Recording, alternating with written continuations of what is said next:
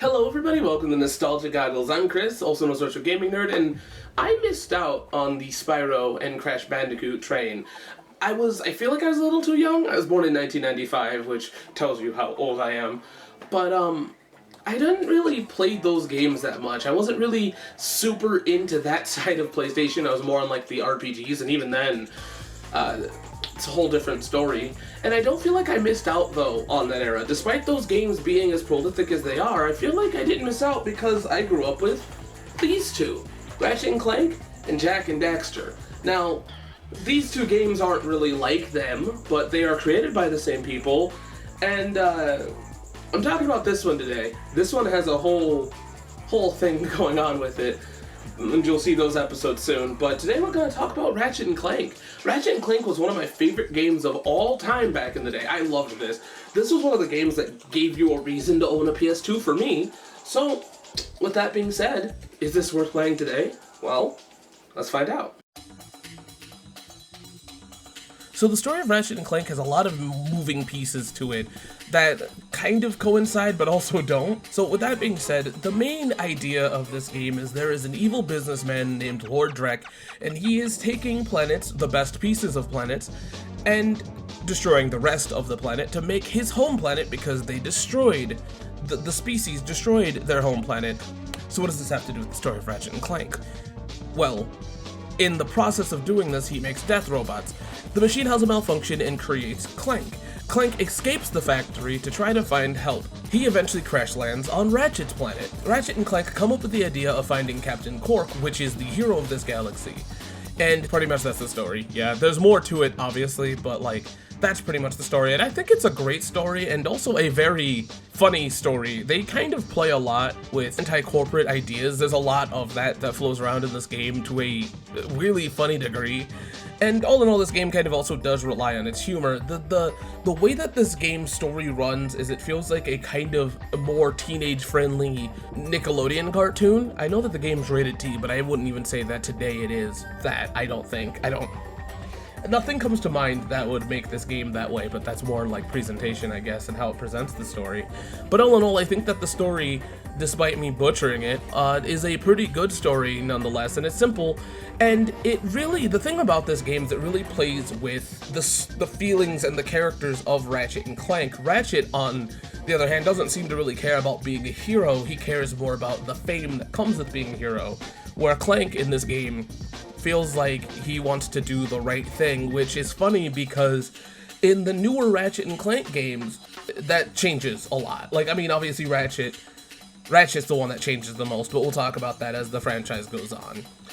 Clank kind of stays the same, but, I think that it's very interesting, especially if you follow the whole series, to see where it all started, especially since they kind of had a rocky relationship near the beginning of this game. Yeah, they patch it up, and yes, they do become the friends that we expect them to be, but it's interesting. All in all, the story is very solid. If that's what if you're looking for a good story, this game is definitely it. Nothing like, RPG level, but it's still good. It's really fun, especially for a platformer.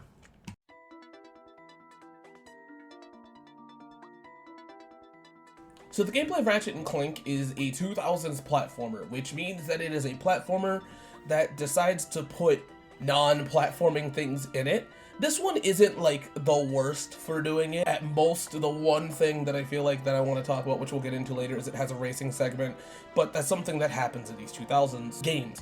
Ratchet and Clank is a very solid platformer that uses gunplay or weapon play. This one doesn't rely heavily on guns, but more or less of weapons like bombs, flamethrowers. The reason why I don't say guns is because when I think of guns, I think of more or less of you shoot it from point A to point B, and you still do, but it's not always like a projectile-based thing. One of your first weapons is a grenade, and then the other one is a flamethrower. So it kind of changes it up. I feel like the weapons in this game, or the gunplay, is part of it, but it's more of to solve a problem when I even mean solve a problem, I mean it's more of to fight an enemy, versus a game like Jak and Daxter that utilizes it beyond just fighting enemies. It utilizes it for you being able to add platforming and yada yada. And I said Jak and Daxter, but I meant Jak 2. Another thing about this game is that I want to really call it a collectathon, but it isn't really a collectathon. The game itself does make you collect things, but it kind of works more towards the narrative, and the stuff that you collect are actually usable in the main world, unlike Power Stars and stuff like that. I guess you can call it a collectathon, but I actually have no honest clue. In truth, Ratchet and Clank 1 is very hard to come back to gameplay-wise for me, but that's only because it's the first game.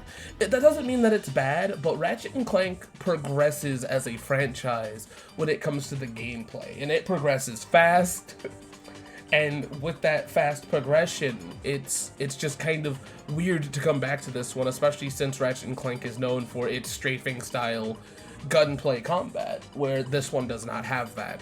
The gunplay and weapon play still works out very well, but there are multiple times in the game where I have felt like the aiming has been an issue because I just had a hard time with fighting enemies. Now, this might just be a me problem, but I've had a few times where that happened. Not that, like I said, that could probably just be a me issue. But it's happened enough where I feel like it's a point to talk about. Nothing bad, though. What is bad is that, like I said, this is a 2000s platformer, so it decided to introduce things like racing segments. And with that racing segment, it is a hoverboard segment, which is mandatory. This shit happens a lot in the 2000s. I don't know why these games decided to add these segments when they don't feel like they work well enough. Yes, in this game it works and you can definitely do it. You just have to, you know, go above and beyond, but I kind of just don't like the racing segments in these games. With that being said, it's not that I don't like racing segments. Actually, one of my favorite genres of games is racing. I love Burnout, Mario Kart, you know, Crash Team Racing, and even Forza and Gran Turismo. All those games are vastly different, but I feel like when it comes to those kind of games, the reason why I like those is because they took the time to understand what makes the racing mechanics work. And I feel like that's the biggest problem with these games, is that they didn't take that time, and they really couldn't. With that being said, though, Ratchet and Clank works everywhere else, and I can kind of see why the racing segment is, you know, is there, because it's meant to cause variety. But Ratchet and Clank already has variety with its weapons, the world itself, the gadgets you gain, and even being able to play as Clank, which also adds variety because this game has enough variety. So I feel like when you sit there and go, oh, let's add a racing segment, no, don't do that. It's not the last time we see a racing segment in Ratchet and Clank, but I will say that this is my least favorite in truth. So with that being said, all in all, the gameplay is super solid for Ratchet and Clank, but I think that it's hard for me to...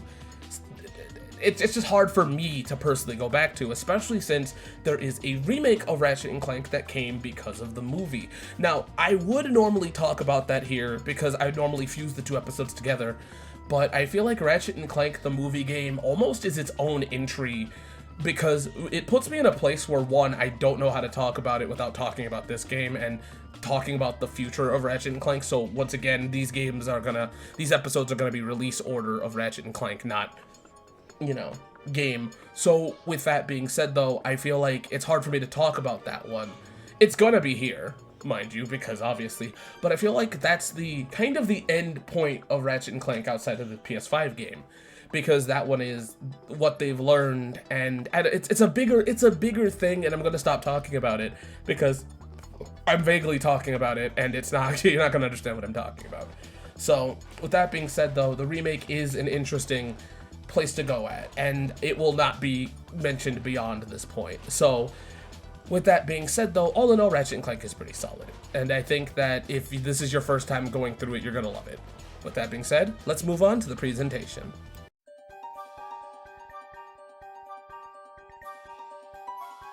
Ratchet and Clank's presentation is awesome. I absolutely love it. It's kind of one of the things that comes to mind when I think of the Ratchet and Clank series. Ratchet and Clank 1 does an amazing job at just existing, right? Like, this game feels like, to me, it goes above and beyond with level diversity within the planets. I absolutely love how the planets look, and even how the game itself sounds. The soundtrack is also slaps pretty hard. And that's really all I have to say. Ratchet and Clank's presentation is just awesome. It's one of the best parts of this game, and it's kind of something that carries on through the rest of it. But this game just does an amazing job, and that's all I really have to say. There's not much more. It's just a great game. With that being said, let's move on to accessibility. So Ratchet and Clank for the PlayStation 2, you're going to spend about $15 to $30 for it, and I think that that's a reasonable price, at least for Ratchet and Clank for the PS2, if that's the one you're looking for. Now, Ratchet and Clank also came out for the PS3 in the Ratchet and Clank collection, but it is 3 games that will set you back about $40.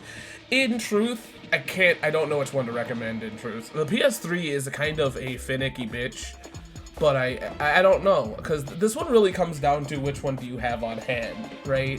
Or which one you're willing to pay for. All in all, the one to go with is the PS3 because it gives you all 3 games. In truth, the collection's the best way to go.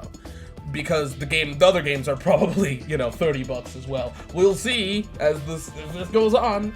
So, with that being said, yeah, the PS3 one's the way to go.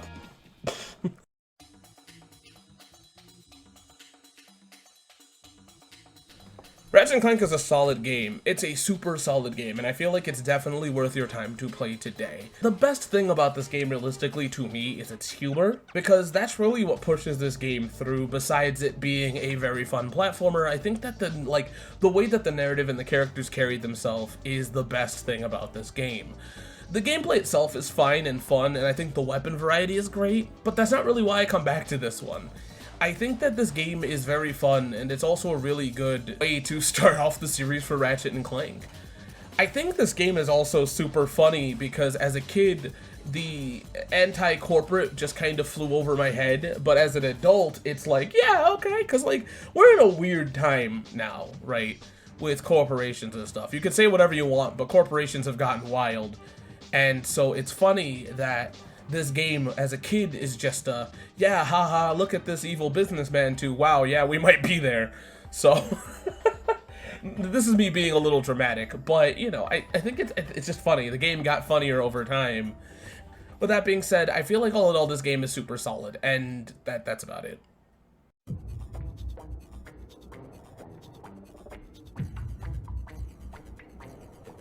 I feel like the worst thing about this game is the way that it handles its gun mechanics. It's just, I don't know, and it's not even that it's bad. I feel like there's nothing truthfully, like, immensely heinous in this game. I feel like most of the stuff you can grit and bear. I guess technically the fact that there's a lot of back and forth between planets, but even then I'd rather have the back and forth and have you see a planet in a different perspective than it just being a pointless back and forth. I feel like me even saying that's kind of hypocritical. After all, my last few episodes before this was Metroid, the back and forth queen of gaming. So I feel like realistically it's just the way that the gunplay handles itself, but that's realistically not even as a first-time player of Ratchet and Clank. I don't think as a kid that ever came to mind. This feeling that I have of the gunplay comes more or less from the future of Ratchet and Clank, which I feel like is still a valid point to bring up. But if this is your first time of you going, if you're watching this video and you've never touched a Ratchet and Clank game before, I feel like you won't have this issue. And it might just be me. It might just be me, and that's fine. But I feel like the thing is that I just don't like that. I also feel like the weapons feel a little weak as the game comes on, you know? Like, I feel like the weapons do diminish a little bit, but I feel like that might also just be a Ratchet and Clank issue for me. I'll get more into that later because I have no solid proof, but to me, the later on you go in the game, there are weapons that you start using more. But that's more of like, that's a bad that I feel like is not for this show. You know, I didn't bring it up in the gameplay, so I feel like me overly harping on it is kind of out of left field. I do feel like the weapons do diminish, but that also, like I said, might just be because I'm doing it wrong. Who knows? With that being said, let's go to the final thoughts.